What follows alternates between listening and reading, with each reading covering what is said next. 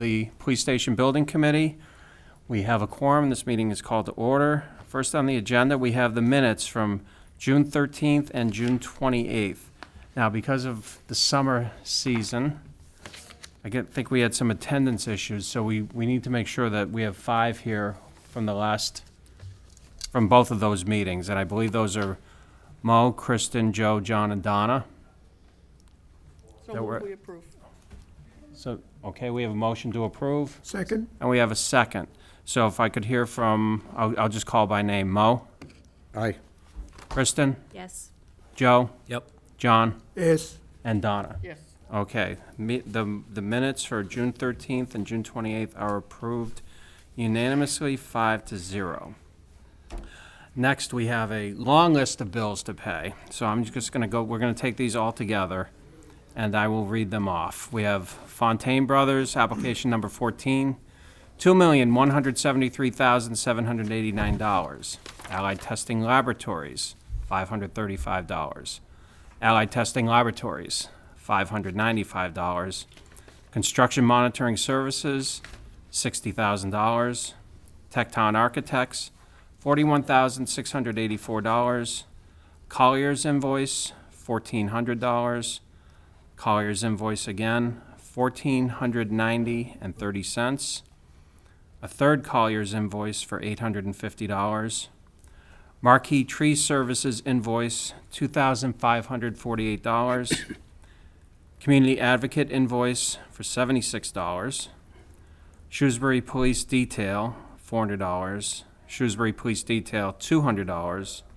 Shrewsbury Police Detail, $300. And finally, Eagle Leasing Company invoice, $187.41, for a grand total of $2,284,054.71.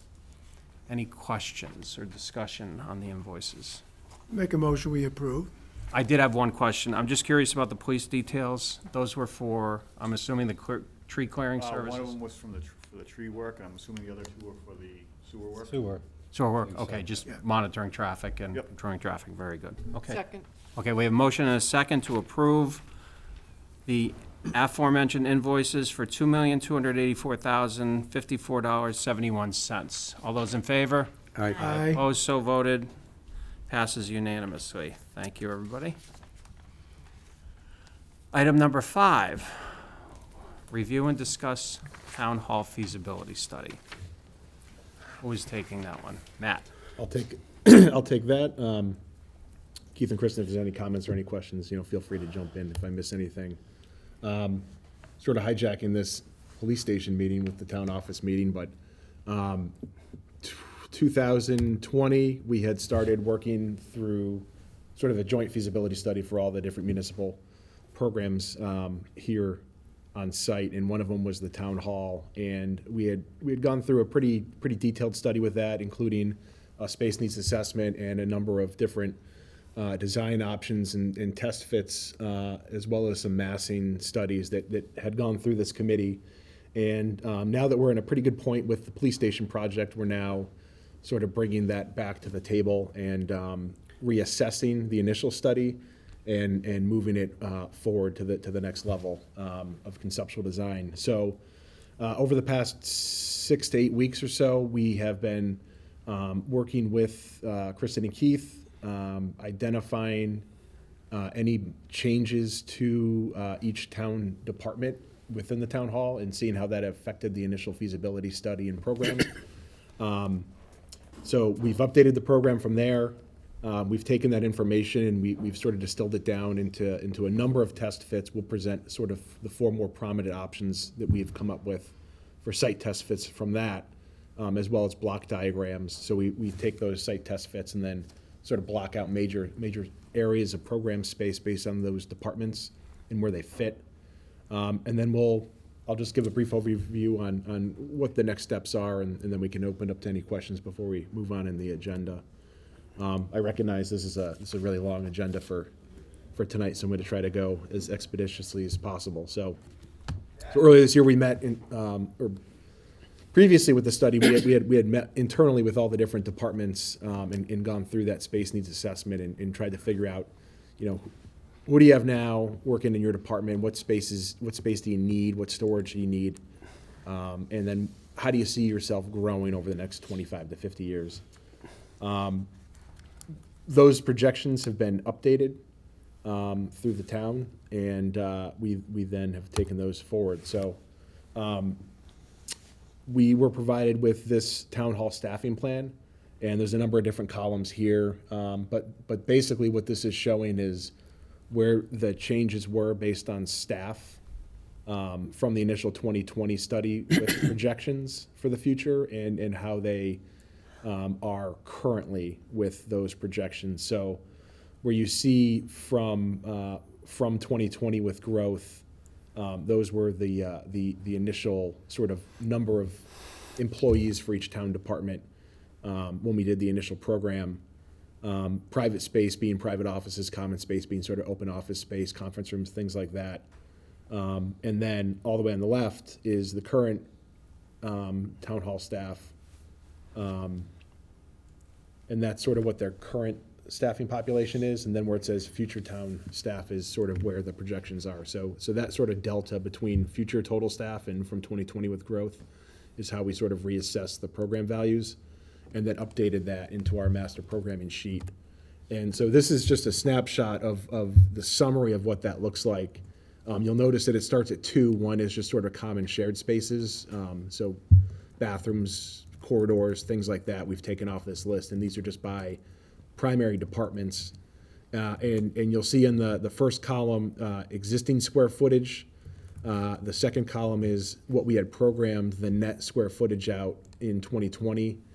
The 2022 adjusted is how that net square footage has changed, and then the 2022 gross is the program square footage with circulation, corridors, storage, closets, things like that. So for the most part, they were pretty much right on. There was a couple of real major changes. The Human Resources Department's a little bit bigger on this one. The Accounting and Retirement Board is a little bit bigger. And then some spaces shifted out, like Parks and Rec, or the Board of Health was previously with the Building Department, and now that's broken out as a separate space. Parks and Rec was combined as well, and that's broken out as a separate program space now as well. So, Matt, yep. I just interrupt for a second. Can you go back? I had seen this before in Kevin's office, but like on the first line, building inspector and planning, we have the gross at 1606. Does that relate back to any of the other numbers to its left at the previous numbers? Or were those numbers on the left strictly relating to the existing? The first number is relating to the existing, so that's just a takeoff on Right. the existing floor plan. The next column over is how it was planned during the initial study 2 years ago. Right, but was that the gross space, or was that? Yes. That, No, I'm sorry. That was the net. That was the net. So So if, just so I'm understanding it correctly, it was 1275 existing, went up almost 500 square feet. The 2022 was down to about 200 more square feet, right? And then when you added the circulation in, then it was like another 150 or whatever. right. So when you're comparing apples to apples, existing to 22 adjusted, it actually contracted a little bit from 2020. Is that right? Yeah, I think in That particular one, they might have. in that particular one, yeah. Okay, I just want to make sure I understood. Yep. Thanks. Donna? Did we get this in our packet? No, he didn't. It's in there now. That was my error. I That's okay. apologize. Do you want to take a closer look at any of the slides, Donna? Do you want to review the other one anymore? No, I'll since look you haven't at seen it when I go home on my computer, but Okay. I just was gonna say I'd like to have it. Matt, could you go back one slide and just, can we just take a look at the personnel again? The font's a little bit small. Could you just look at, talk about the growth in personnel, what was projected from the departments in terms of, just looking at total, I just want to know totals. Sure. Is there anyone in particular you'd like to? No, just the overall, the summary. So if you go down at the bottom, is there a total I don't have a number of total, no. personnel? Okay. I'm just wondering what the overall growth projected in personnel is. Yeah. Was there much change in 2 years? No, it was one where they had anticipated they would need an extra office and with further analysis determined they didn't, or there was, the real big change is that we were, no, I think for the most part, it was pretty close to what it was originally programmed. It was- And this it was is projecting minor. out how many years into the future? I believe we were asking them to project 25 years for staff size. Okay. All right. I just wanted to make sure that I understand, 'cause especially where some people haven't seen this, that, So 25 years out and then 25 years to be frustrated until they actually get to do something again. Or do And I it, think- do it to begin with. Right. Some of the other changes were actually department-related, like Parks and Recreation came out of DPW, so that's like as a standalone thing, so you'll see a Right. reduction in DPW, but Parks and Rec has its own line now, so there's a cool little, sure. a few little funky things like that happen. Yeah, yeah. I just have one more. Sure. You'll probably get to this, but restrooms, are we gonna have any issues? No, so that would be in, when I was showing, this slide, that number one, Right. restrooms. That would be based on a code compliant, set of bathroom fixtures. So So- there's quite a few more restrooms that would be added to the building. But there'll be men's rooms and ladies' rooms, and we won't have to go back and try to, We haven't gotten that far yet. We're really just programming square footage for restrooms right now. So Matt will get into that further on in the presentation. oh, in the presentation, okay. Any other questions on? No, I just didn't wanna pay for changing our bathrooms down the line, that's all. Yeah, we're early enough along that that can be addressed.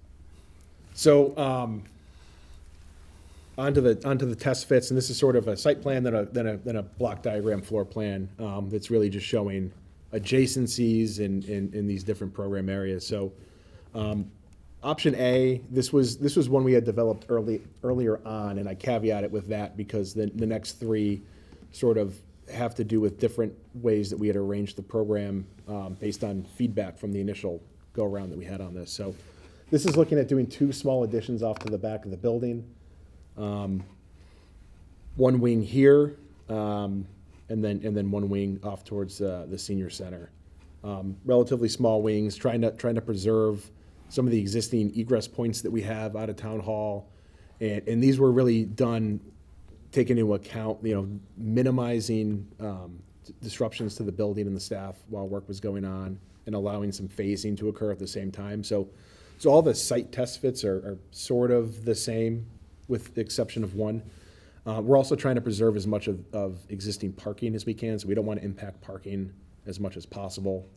But we wanted to maintain some green space with some of these additions and some of the existing windows that you have off to the back of the building. We wanted to be able to preserve some of that as well. So not just blocking everything in, with the exception of this room where this addition would take over this exterior wall here. So taking these windows out, but that door would sort of remain as an egress that we sort of need to maintain.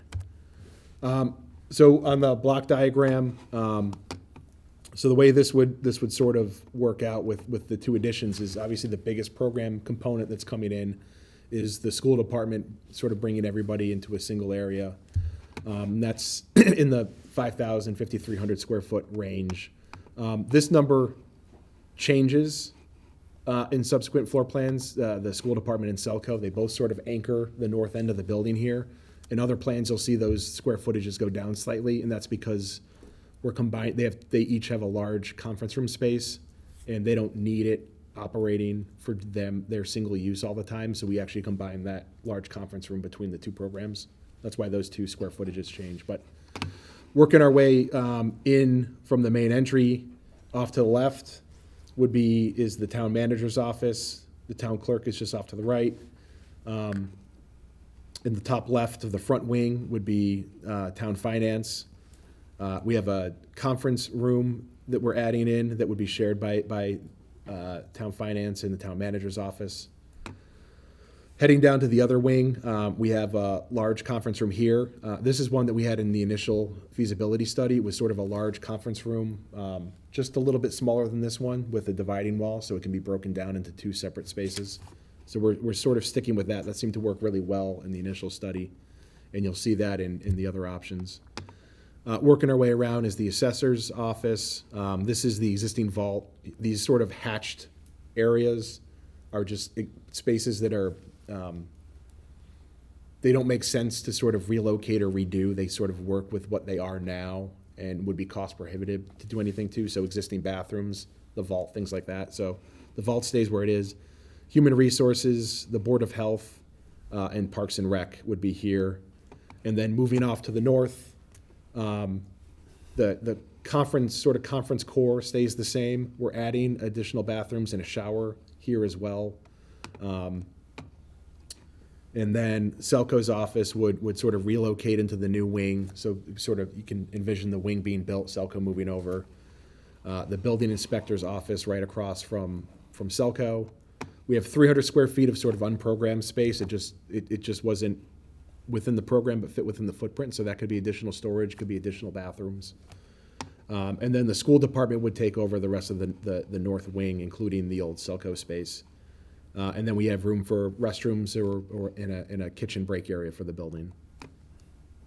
Now, there were some issues with this one, with some of the adjacencies of some of the departments that we sort of, moving beyond this one, looked at a similar scheme, but just sort of reshuffled the deck a little bit. So this is sort of looking at the same test fit, but flipping it around a little bit, mirroring it across the building. And then rearranging some of the internal programs. So again, with the biggest piece of it being Selco and the school department, we're looking at this shared conference room area between the two.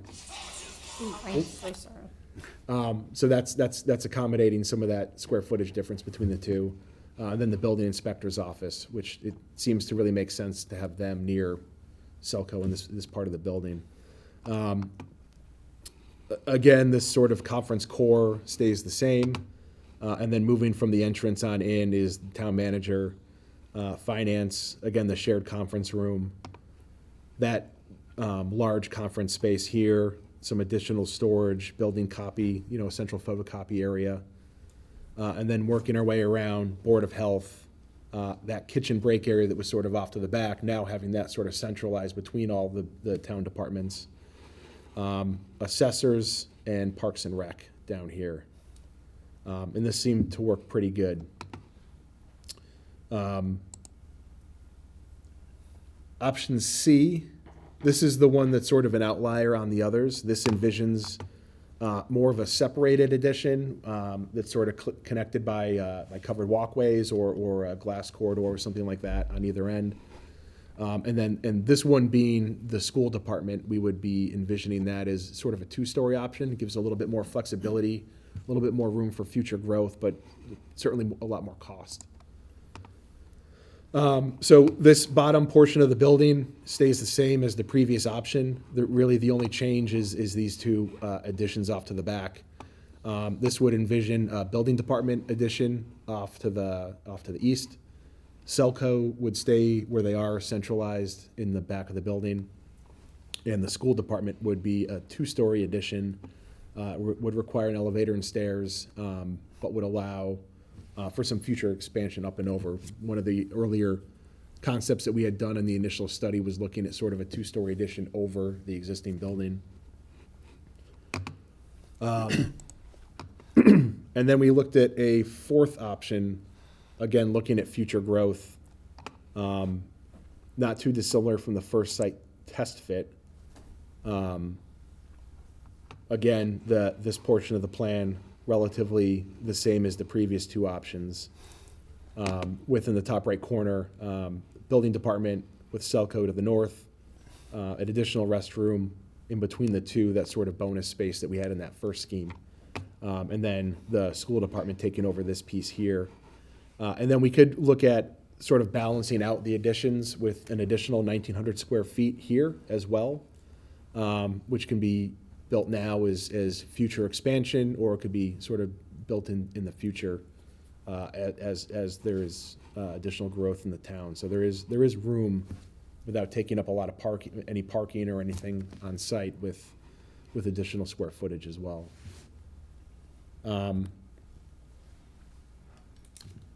So just real quickly, our next steps, we're presenting this same package with any comments incorporated that we may hear tonight to the Board of Selectmen next week. We're going to take all those comments and hopefully marry them into a single conceptual scheme, and then we'll develop floor plans, elevations, and 3D views from that. And then we'll take that detailed conceptual design package out for a third-party estimate and sort of see how that's shaping up. Don? Yes. So let me get this straight. We're looking at it on a screen. We don't have a packet or anything. And you're already gonna present it to the selectmen on the 26th, but we haven't even had time to absorb what we're hearing. It's purely just for visibility. It's not for, we'll take comments back at your next meeting for Matt to develop. So it's really for visibility. And if this board is not comfortable going to the selectmen, we can certainly make that adjustment, as well as the chairperson of the selectmen is here. So, Well, I just would like us to be able to absorb what we're hearing and think it through. So I don't care if you present it to the selectmen, but I don't want this to be a runaway train. Right. of course. Yeah, no, I don't think there's any intent of us taking any action today. My understanding is that tomorrow, at the select meeting, it'll be basically the same presentation that we're getting today with the same options. Next week. Not tomorrow. Next week. Next week. Yep. It'll just be so that they have the same information that we have, we will then consider. Well, I'm just anticipating. I just Yeah. want to make sure that the building committee remains the building committee. Right, of course, yes. Well, You have questions? Because I got about 8. no, go ahead. But Donna, I actually share your concerns. I need to think about that. Okay, and before you go to Mo, one thing I was gonna say is, I noticed that the parking is getting very tight here. Whenever there's an activity, it's jam-packed. So are we not thinking ahead enough to how to expand our parking? Because we may not impact our parking. So we're actually gaining more parking than we need with the police station project. It doesn't seem like that right now because the Okay. building is there. But we Right. did review that with Matt and his team, that Okay. We will have more than sufficient parking Alright. for. Because when I both pull in, I today think, and oh my word. Yeah, it's really tight right Yeah. now, but with that building coming down and once we get into spring, you'll see that develop, and we're ensuring that we're gonna be at parking capacity as well as extras with this project as well, if this project were to go Good. forward. Matt, to that point, the parking back, that's gonna be back here, Yep. on the back of the property. Right behind that, is that all wetlands there? So we can't do anything beyond where that point is? No, you're kind of locked in at this point. Okay. There's really nowhere to expand out on site. Okay. And even off, In this general area, yeah.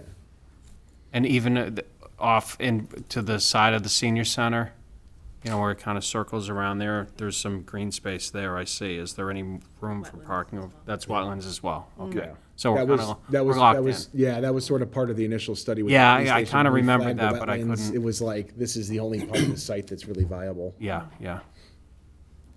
Underground parking under the sacred acre would.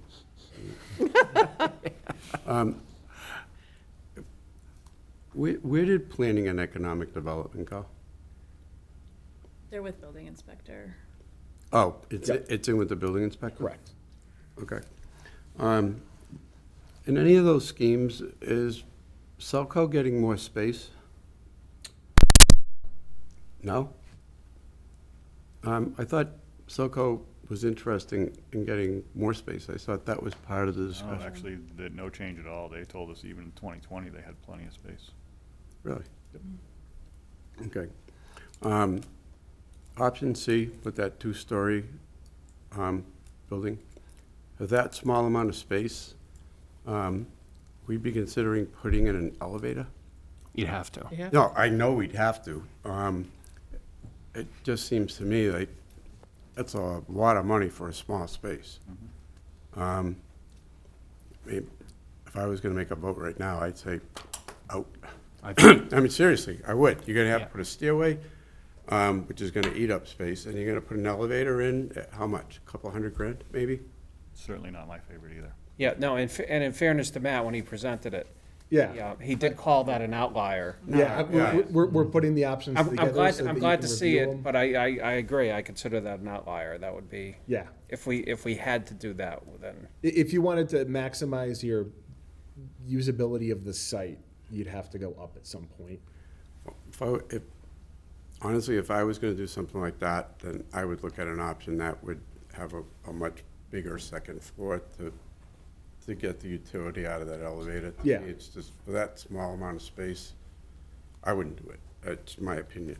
Before you go to the next one, Mo, I was just, my thought when you were showing that was, now, that wouldn't be owned by the school department, that would be owned by the municipal building, or am I wrong? Town of Shrewsbury owned. In other words, the school department wouldn't be able to expand, it would be for the whole general building. You know what I'm saying? No. The school department's on the first floor. are you asking if they could build out with their budget? No, Okay. school department's on the first floor. If there were to be a second floor, that would be to benefit the whole building, not just the school I department. think school department is on the first and the second floor. Correct, In yeah. scenario C. Well, it would be both school department, Yep. Yes. so that might be short-sighted too. What, Matt, I guess, what's the difference in square footage for the school department with the addition of the second floor? How much more space do they gain by doing those two things?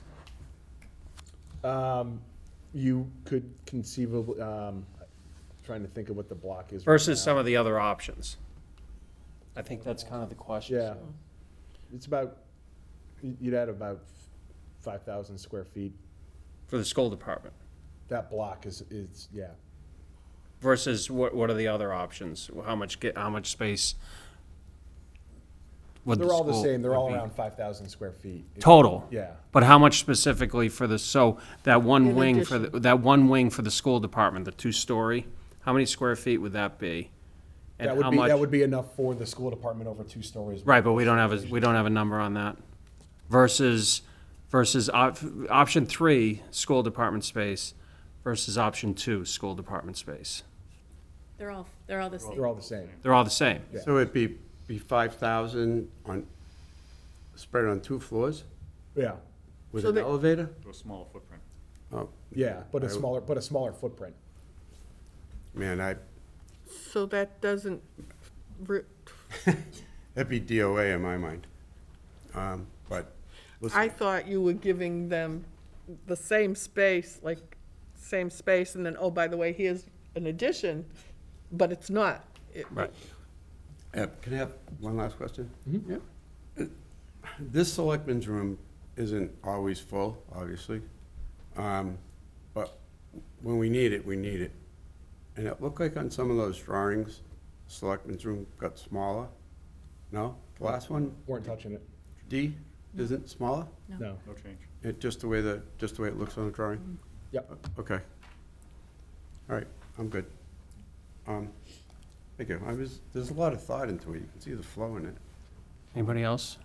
Question, John, as yeah. far as the dollar value of these, at some point with programs, whatever one we decide, we'll have some kind of a ballpark to say it's 35 million or it's 28 million or whatever at some Please, point. John. Whatever they decide. This Right. isn't a police station. Yeah, so in those next steps. Well, looking at all the changes that we're making in the existing building, I mean, based on that plus the additions, you're talking some dollars. At some point, I assume we're gonna get some ballpark that we can determine which is the best Sure. feasible study for the dollar value that we're gonna get. Absolutely, yeah. We So I'm- can't move forward without No. that. Yeah. I wouldn't be Exactly. comfortable Right. moving forward with And without. that's part of the scope that we signed Yeah, with Tecton is that they wanted to get feedback on these items, and today is not the only day for feedback. And then they'll be going back to refining the design, and then they will be going out and doing cost estimates for us on Understand? several scenarios, not just one scenario. Good, very good. And honestly, John, I mean, we're at the stage where we're trying to see, first of all, what's an efficient floor plan, and secondly, what's it gonna cost and when the cost comes in, we don't, we don't know how fast we would move ahead or if we decide to move ahead, in the next couple of years at all. So, if it came in at 28 or 30 million, Yeah, I got a couple I questions. don't Yeah, think go ahead, maybe- Joe. So, Matt, Maybe a on 10. these options, there's gonna be disruption into the main portion of the building, no matter what. Correct. What is the least disruptive of those 4 plans? They're all pretty reasonable. Pretty much the same? Especially where option, all of them except the 2-story option for the most part is the same general arrangement in the front of the building here as it is. So it's, you can look at a lot of the interior renovation sort of plan south that can be done sort of phase by phase by phase Yep. through the departments and sort of chase the work out that way. There'll be periods where, HVAC work and things like that will be a little bit more disruptive. The biggest piece is gonna be the additions and tying those additions into the existing building. That's gonna be a bit more disruptive, but it's not gonna be like you have to move everybody out of the building for a long period of time. You can phase it in pieces, it's not like we're not used to it after the past couple of years, so I don't think it's gonna be that much of a disruption or a big deal. So getting back to Plan C, if you did those separations, the 2-story and the. You can, ki- well, you. Be still a not little gonna less get dis- away, Little less disruptive on that end of the building than it would be for the other ones. a little, yeah, yeah. Not that I'm in favor of that one, but. But it really, I think the most disruptive work is gonna be how we sort of restack the interior spaces, this sort of planned south area and shuffling those components around and moving departments. That's the more disruptive component with all the Okay. work. That and, ringing out the fire alarms every now and then when they're doing all their testing. Yeah. Keith, go ahead. I think it's important to note too, we are talking about a renovation to the old part of the building, so, Yep. regardless of whether we go forward with this project, at some point, there are gonna the building will need some upgrades. Sure. So I think that's all for the better, whole project, but yeah, it's a phased project, like Matt said, and there will be some disruption, but I think staff here will accommodate that, knowing that they're gonna get, they get a new space or a better space, better HVAC. Mhm. So, Go ahead, Mo. Are there a lot of code issues in the existing building? Or is it more gonna be configuration? There are code issues that will be addressed through the project. Off the top of my head, I'm not recalling exactly what they're gonna be that we're gonna be addressing, but Wouldn't seem like they'd be significant. I would maybe, no, some minor ADA stuff. Restrooms, Yeah, restroom upgrade. Restrooms and eight. Yeah, Yeah, restrooms. things. Yeah. It looks like some of them, some of those rooms are gonna stay pretty much the same as they are, or maybe get divided up a little bit. Yeah, we're trying to really minimize the impact and, every wall you tear down has $1 to it, so if we can avoid that as much as possible, all the better. Thank you. And is there an option for, to your point, Keith, is there an option for just renovation? Is that looked at in this study? Not through this study. we Okay, haven't. all right, And not with the school department coming in. yeah. No, I know that's There's probably just too much of a net not increase. and- practical, yeah. We're talking about the school department. Part of the school department's goal is to bring, like, the special education into the central office and some of those other, because they're scattered all over, trying to Right, I think bring them the into net one increase location. is 11 or 12 staff. Yeah, it's not as much for growth as it is to bring them all together into Correct. one location. Yep. And that actually moving them here also helps them in some ways with some of their other departments freeing up more space in other areas. We good for now? A lot to consider. What else you got? You have more, Matt? That's it. So more to come. Any initial thoughts in terms of, I would like us I don't know what anybody else wants, but I'd like a packet. I want it in my hands. It's an age thing maybe, but I need. We'll have it available tomorrow morning and let everybody know, and it's on your Yep. Google Drive now. It was my fault. That's I okay. No, that's, It's okay. that's okay, yeah, but, we'll need some time to absorb all this, Absolutely. definitely. It's not a race to the finish line right now. so. Right. Thanks, Matt. Very good, all right. We're on to item number 6, reports, and I'm gonna take us out of order here. I'm gonna start with Matt tonight, if that's okay. Appreciate that. It's not without reason. I thank you for that. I do need to sneak out early tonight, so I'll leave you in Ryan's capable hands as well as Roger's. So I'll just quickly go through the architect's update, share some photos with the building. You guys all got this, most of you got to see it firsthand the other week, so how was that? It was fun. That was cool. What you expected? Better. I want to Yeah. thank Steve especially for the great work he did giving us a tour. And it was quite impressive what was been done. Yep. And the quality of work is there, even as space that they've got going. So kudos to Steve and his crew. He gives a good tour. He can talk Yes. anybody's ear off. And Mo and Pat got in on Friday as well, Yes. so everyone got to go in the past 2 weeks. Which On Hawaiian Shirt Day. Excellent. Good to hear.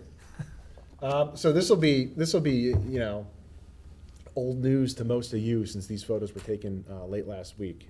But this is where we were on a much sunnier day on the 13th of last week with the front entry of the building. And the nice thing of what you're seeing here is that we're really down to just putting the windows in. So it's really coming along. The operable smaller punched openings are being installed here. So the precast around the larger curtain walls is in and getting prepped out for that curtain wall to go in. And then there's just one last piece of staging in the front of the building. And what you'll see there is they were finishing up the brick right in the middle piece here last week. And then there's that one opening. And that's it for a little while because they're going to leave that window out and open so they can haul in material and haul out waste as they go along their work. So this is getting pretty complete as we see it now. Coming around to the front along Maple Ave here, you can see that most of the windows along Maple Ave, actually all the windows along Maple Ave are now in and complete. And many of them have been tested and have passed their first round of testing. So that's good to know.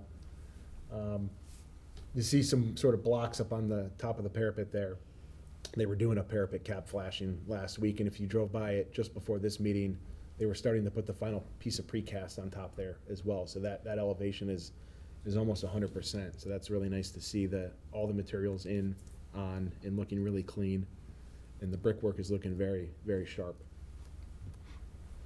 Up on the roof, I don't know if you guys had a chance to get up on the roof. It's a lot of roof area. This is the back side of the fitness room. So that fitness area that pops up, you get those nice high clear stories going around there.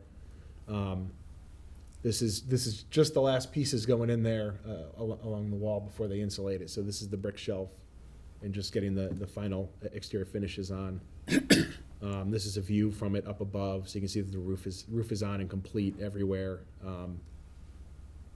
And you can really appreciate the amount of open roof space that's available for future solar panels. So really keeping that, any roof equipment in the shade and consolidated will help maximize that if and when solar panels go on in the future. And if you did go on the roof, you probably didn't go up to the high roof. So this is the high roof. You can just sort of see the progress going on up there. Roof drainage is going in. So gutters, downspouts, all the shingles, all the flashings and tie-ins are all complete and watertight. And it's really just putting the finishes on the cupola up above and some of the parapet cap flashings and some metal panel that are going on some of the areas behind where this photo was taken. But it's really just about complete up there. And on the inside, this is in the fitness area. You can see final paint is going on the walls here. So these are really starting to come into to the finishes right now. So most of the MEP rough-in and all that work is pretty much complete except for a couple of components. But we're really starting to get into the finishes with some of these spaces, which is great to see. This is the detention area.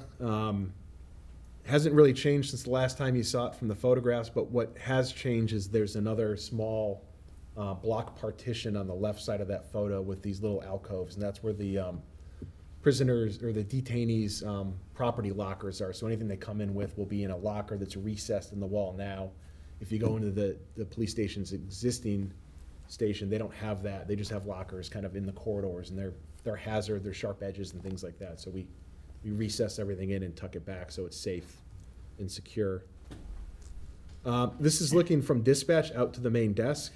You can just see the last little bits of the wall components are going in. The ballistic liner panels have been completed.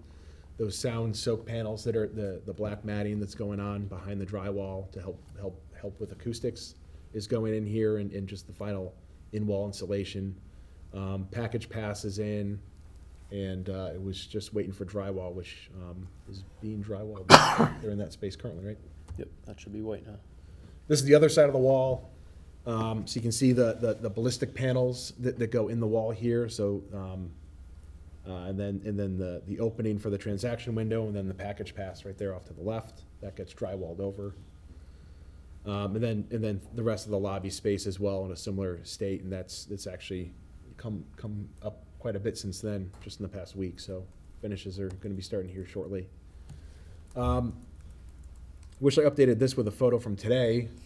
This is the patrol sergeant's room here. They were just finishing the drywall and putting the primer on last week, and they have the finished paint is on the wall in a number of these elevations now. So big difference between just last week and today, but it's really coming along.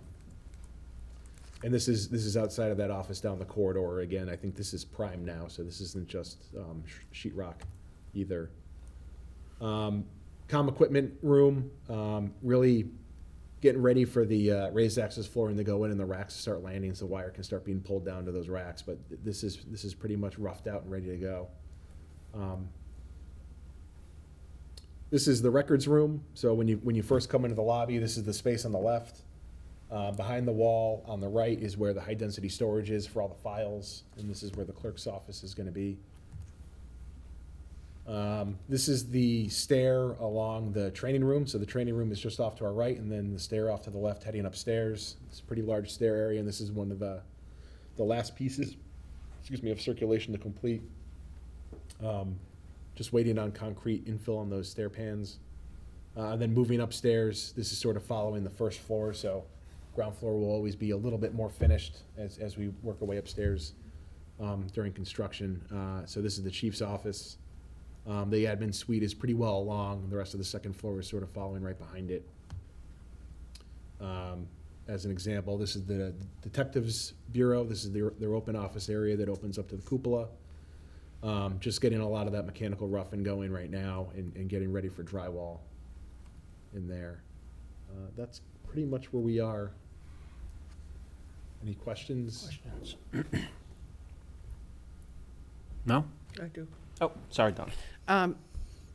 I just think the building's awesome, so. I happened to ride by Beale for the first time I pulled in.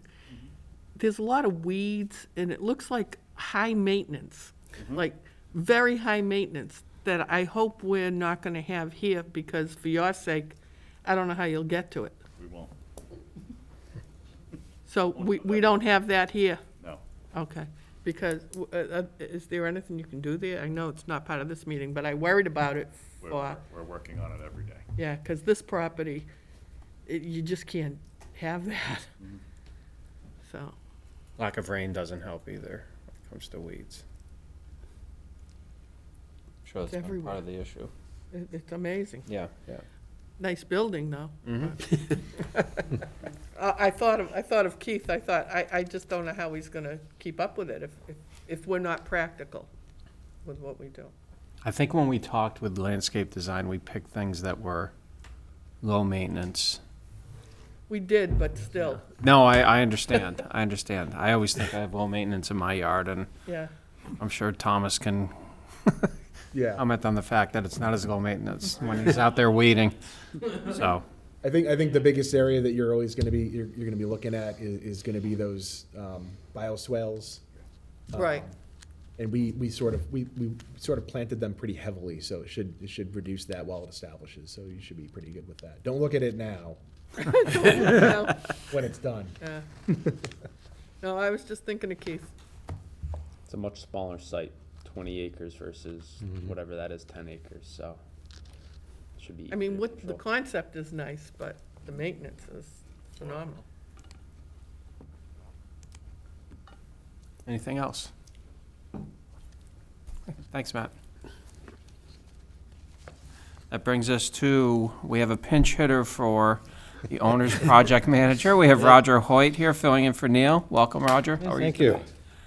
I've been to most of the meetings in the background. Oh, I know. Again, the update is, probably the most significant thing is the second exit was approved by the planning board last week. So it provides a second exit out of the secure parking with a paved drive. It also provides a gravel surface parking area for the soccer fields adjacent to it. So that was approved last week.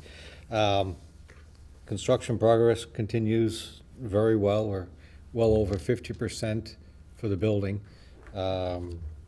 Project is probably about 47% overall if you consider the demolition and the additional parking and drainage work. As you can see from Mac did a very good description of the work to date. So most of the brick is complete, windows are continuing to go in.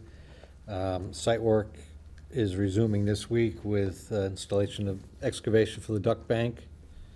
Again, that's, Short and I'm going sweet. to summarize it. I like it. Good. Any questions for Roger? I think we have a revised budget in front of us as well. Yep. So I think the budget is in good order as well, Roger. I'm not sure if you've been prepped to No, or not. Okay. That does include an update, I believe, on the, actually, we don't have the budget. Yeah, the two-page one that I handed out, that's just for buyout don't have the for the budget. demo, yeah. If Okay, you're we'll looking get at that. that, that's me, not Roger, so Yep, thank you. I can answer that line of questioning when we get to it. Okay. So, Go ahead, Ryan. all right, well. Thanks, Roger. Matt gave a lot of the current updates.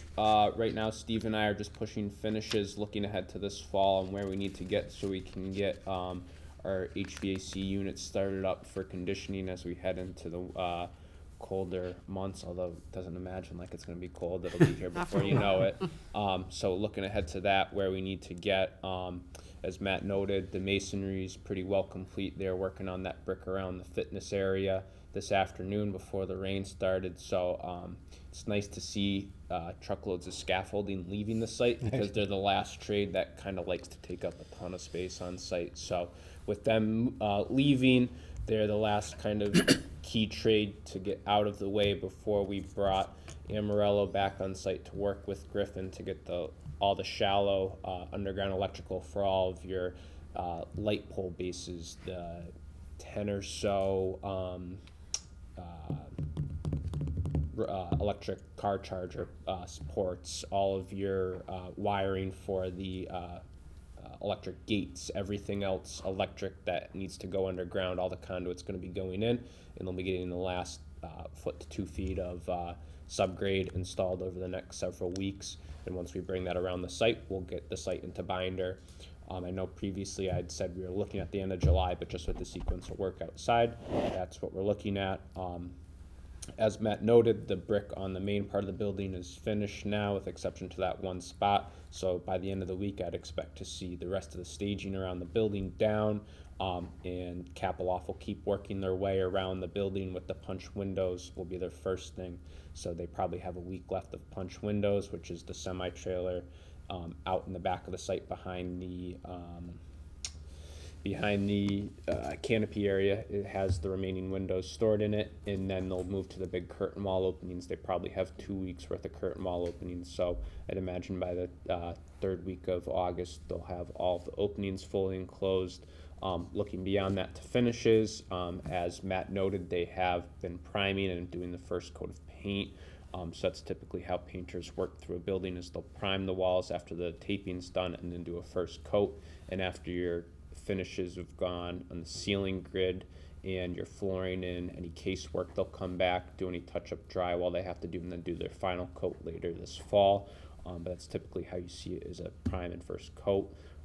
We have all the drops are coming in for the lights, so they did all the rough and wiring. They're dropping the MC cable down in preparation of light fixtures. There's a ground container out behind the canopy that is storing light fixtures. So as they're receiving them, they're putting them there in storage. And once we get ceiling grid going in the next couple of weeks, we'll start hanging lights, setting your sprinkler heads, everything else that goes in the ceilings. So really it's a push now to the finish. We should be bringing on another set of trades with your ceiling grid, ceramic wall tile. We're gonna start setting different finishes throughout the fall now, your millwork. So we're kind of seeing a changeover in the next group of subcontractors, which should be the last set, and things are progressing well. So we had a nice bill for the month of June, hope to have another one for July, and that'll put us in a good position to come into the fall here. So overall, everything's going pretty well. Can I ask a question? Sure. There's a lot of vehicles parked out there for the workers. And Yep. when you start digging the trenches for the conduits and start doing the finished grading, Yep. you have a plan where Yeah, so that's why we'd pushed to get the windows around the south side facing Maple Ave finished, because that's the last major trade that needs to do work on that area. So if you see now, Steve's been moving a lot of material off the south face there. So the first, as Roger mentioned, the first thing that Amarillo is going to be working on is getting the telecom duct bake in, which runs essentially from the town hall side of that driveway around to the front where it jogs at the 2-story. At that point, we're going to do a grade on the front and park the majority of the cars in that front lot facing either Maple Ave or park towards the building. There'll kind of be a main drive aisle and then parking on either side. And like I mentioned, we're kind of looking at a transition in trades now. So right now we have it's anywhere between 60 and 70 workers on site every day. And in the next couple of weeks, once we get all the drywall hung, the drywallers' manpower is going to drop down to a couple carpenters and tapers. But right now, they're full bore ahead, along with the mason has been averaging, I'd say, 13 to 16 workers every day. And although they have a couple of vans, there's probably a fair share of that. Same with our HVAC and plumbing subcontractors. So I'd imagine in the next month, we're going to drop probably 10 vehicles in the parking lot, which is what we would expect at that time as you get into finishes. So it's kind of a combination. One, going to be dropping vehicles. Two, we're opening up space for them. That answer your question? Yep. That was quite thorough. Thanks, Ryan. Anything else for Ryan or anybody else? It was Steve's plan too, so I don't take credit for putting all that together. Well, you summarized I it. figured he had it planned out. Yeah, he has it all planned out. Seems like he's always thinking 3 or 4 weeks out ahead at least. That's our job. Well, to that point, before, I'm just going to make a comment here because I think it's a good point before we get to the change orders. Just in, being involved with this whole project, I've just been, and everything's gone so smoothly. I've had a couple of sidebar conversations with Matt and I think Keith, and I think the cohesion between the owner's project manager, the construction manager, the architect, and especially the internal working group from week to week has really made everybody's job easier and made everything go much more smoothly. I know I don't get a whole lot of calls on things with problems or concerns, especially on the bigger change orders, which my understanding is pretty unusual. I know we have a list of changes today, but they're fairly minor and seem to be pretty routine. So I just wanted to thank everybody for that and let you know that I certainly appreciate the work that's being done here, and I think it makes all of our jobs easier. So just get that on the record. So thank you all. Appreciate it. Yeah, Thank you. And that brings us to item number 7, change orders. So we have change order number 4, and we should all have a copy of that. So I'll run through the list. It's for- in the drive, it's not in front of you. I'll run through the list that's in the drive. So the first change order is PCO number 33, which is a substitute from granite curbing to asphalt curbing, and a review of the granite curb submittal that Keith had. He noted some locations that he wanted to change from granite curb to asphalt curb due to plowing locations. Yes, So working with the town engineer and the highway division manager.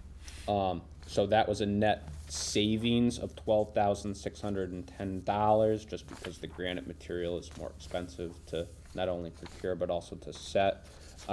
Transaction windows at detainees. I do need to step away, so I apologize that I need Sure. to leave No early. problem, no problem, Matt. See you next month. Yep. Thank you.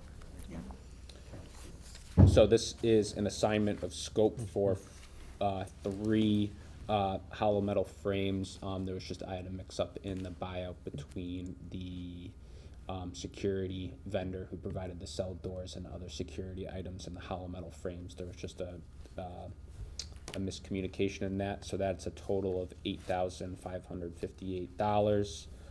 Added alarm to elevator sump pit, reviewing the controls for the HVAC in the ATC submittal with both Matt's engineer CES and the third-party commissioning agent. In a meeting a couple months ago, it was requested that was noted that there wasn't an alarm for the elevator sump pit. All elevators are required to have a mechanical sump, and it was just, this isn't gonna change anything, it'll just provide an extra buzzer and light to light up when that sump pit is running. So that's an additional cost of $1,232. PCO 57 is credit for flowable fill not utilized in sewer removal. So part of PCO 5R, I believe it was, which was approved in the May meeting, there was an additional cost of somewhere in the neighborhood of $18,000 to $20,000 for the removal of the contaminated pipe, existing stub pipe, and part of that scope was to fill the hole that was created with that work with flowable fill, which was a MassDOT requirement. Amarillo figured in the range of 92 yards, but just based on the existing conditions in the field, they only ended up using 40 yards, so that is a credit of $4,680 for the material that wasn't used. Top of wall, or installation at top of CMU walls. This is a scope assignment at the walls to get the acoustical rating that's required. You have to fill the flutes of the metal deck with mineral wool and spray it with a sound and seal insulating product.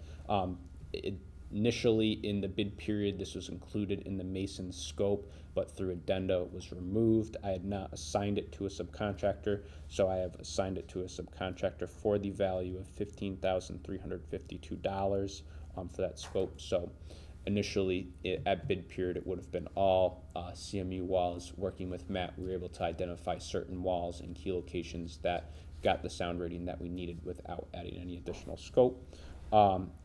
PCO 60R added condensate drains, 2 locations with piping.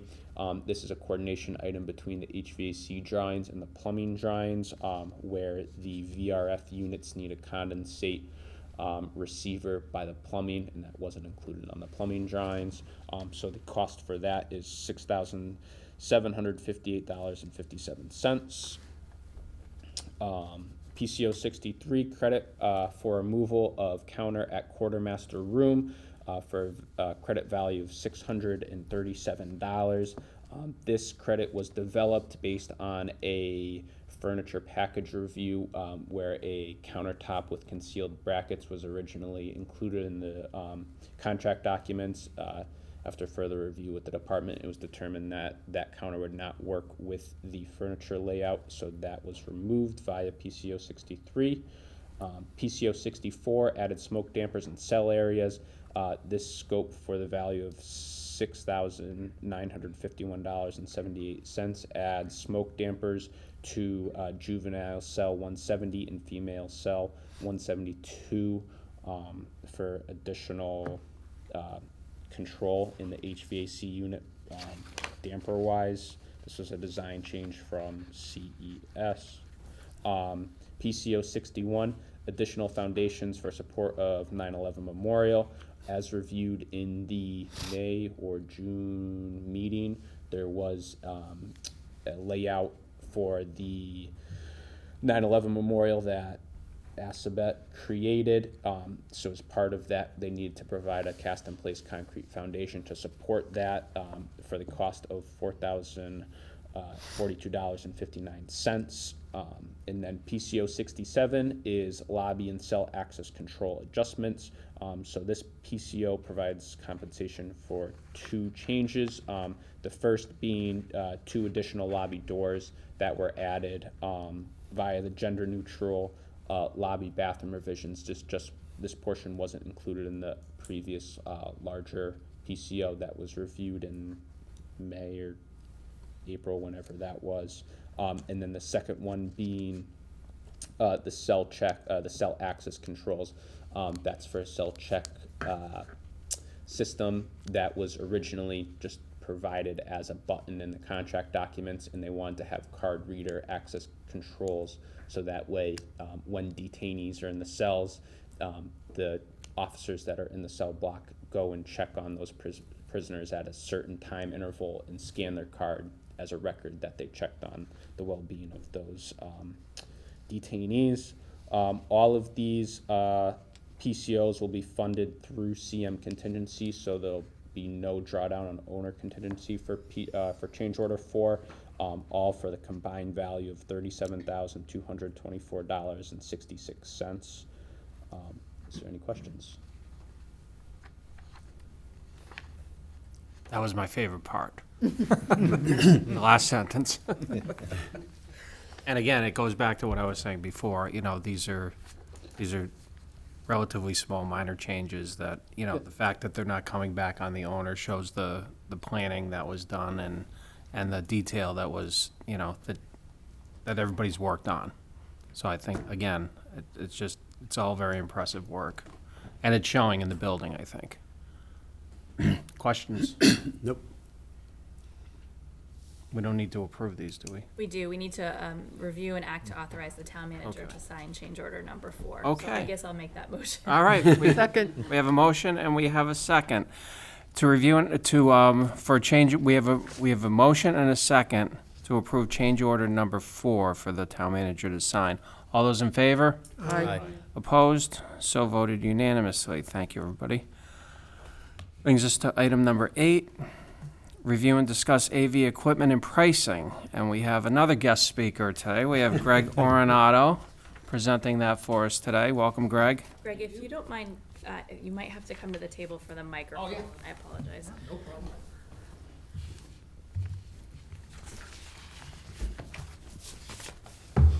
And Greg, if you could, just for the audience at home, if you could just, and the committee members, if you could introduce yourself. Sure. I'm the IT director for both Selco and the town of Shrewsbury. So we'll start by talking about the AV proposal.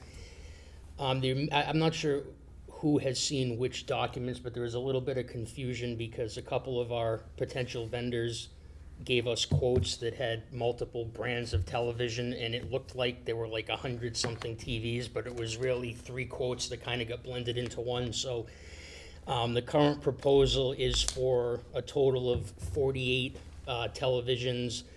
The bulk of those are going into the 2 training rooms over there. And, you know, one of the, just to kind of give comparison to this room, we've gotten a lot of feedback from various groups that, you know, these TVs are small, there's not enough of them, it's hard to see. So the training rooms, you know, our opinion is we want to do it right because, you know, my understanding is that we're going to let the general public potentially check these out, but, you know, we want the rooms to be useful and people actually be able to go in there and see whatever's being presented. So the bulk of the televisions, and when I say televisions, they're really just going to be used as monitors for presentations. But the bulk will be going into the 2 training rooms, and then there will be monitors scattered around the station, and I know the police's desire was to be able to display certain info from their CAD RMS system, which is computer-aided dispatch record management, and then also day-to-day scheduling stuff that they can just show on the TVs around the station for just people to see what's going on. And then we're going to put some webcams in the training rooms as well, so that's also part of the proposal. So as it stands right now, we did get 3 quotes from 3 different vendors. As it stands, the hardware is roughly $65,000, and the proposal for installation is roughly $25,000. So I'm happy to answer any questions people have. So Craig, this doesn't include any of the monitors or equipment that's going into dispatch then? No, this is not the dispatch stations, nor is it the computers that the actual employees will be using. This is strictly presentation and training. So for the community, kind of the community in the training rooms? Yeah, exactly, Okay. yes. Yep. All right. Greg, do you see the proportion of like the install price versus the amount of equipment? Does that seem in line to you? Yeah, I understand why you're asking the question, but yeah, I do. I mean, it is a lot of work to mount that many TVs. I mean, they're all going to be wall mounted if that wasn't clear. And some of them, like in the training rooms, there's actually going to be screens that are going to fold up into the ceiling and be able to fold back down. So it is a relatively large amount of labor to do this. So yeah, but again, I understand why you asked the question. So on the proposal for the hardware and the installation, you said we received 3 quotes? Yes. Which quote was this, the 90,000? I'm sorry, so this is a company called Wally Computer Associates based out of Milford. We also got quotes from Pro AV Solutions, who is actually doing some of the work, some of the other stuff at the new station, I believe, and then I think Valley Communications was the 3rd company we got quotes from. And I'd have to confirm with Neil, who I know is not here right now, but I believe Wally actually was the lowest of the 3.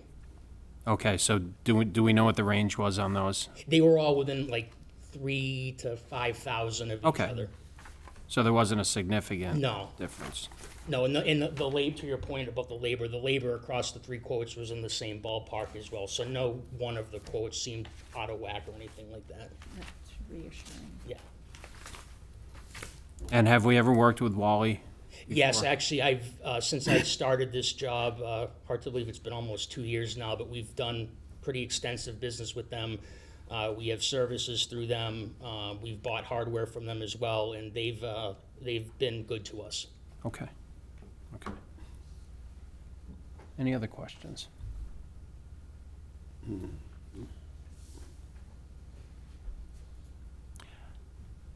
That's it? No other questions? All right, I'm gonna ask one more.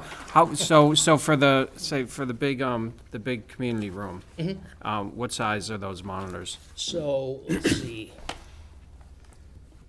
So we've got 3450, and I'll give you a little bit more detail than what you asked for, just to Sure. give you the lay of the land here. So we've got a proposal of 34 50-inch televisions.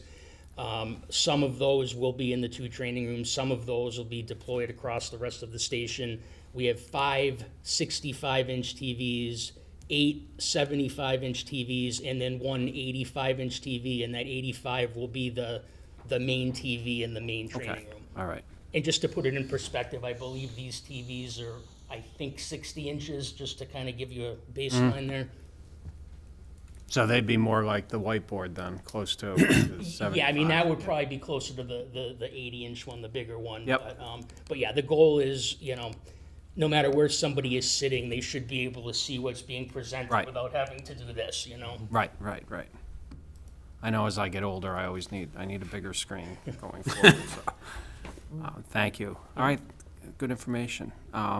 Kristen, what do we need to do with this one? It doesn't say This is approve. purely for your knowledge. I think at the last building committee meeting, someone had asked for an update on the monitors, or Neil Okay. took that back. So this is part of the FF&E budget. You'll see in the documentation provided, the total FF&E was 1.66 million. Prior total commitments was 1.24. And with this amount, we'll have a remaining budget of 420,000. So Okay. this comes out of that FF&E line item, so we do not need to All right. approve it. seems like a reasonable price. I appreciate you bringing Greg in, because those specialty fields, you're kind of like, tell me it's okay, all right? No problem, no problem. Anything else, Greg? No, in terms of AV, I think that pretty much covers it. Okay, thanks for coming in. Thank you. So he's here for number 9. Oh, number 9 as well, I'm sorry.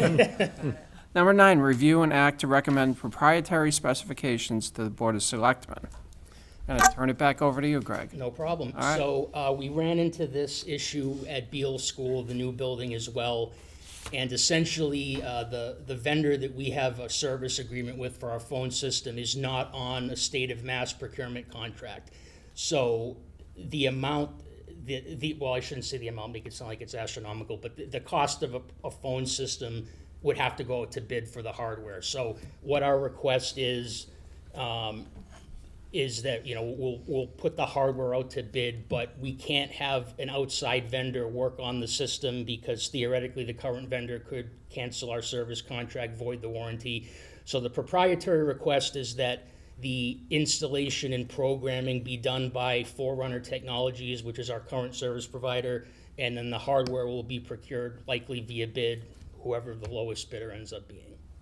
Okay, so for the, so I guess the software is this, and they run the whole town at this point? Yes, all the school buildings, all the municipal buildings, Okay. selco buildings as well, yes. And they would have an opt-out if we decided to go away from them for the police station, is that what you're saying? Right, so we would have Contractually. to get a completely independent system that would be, you know, programmed and managed by a different vendor.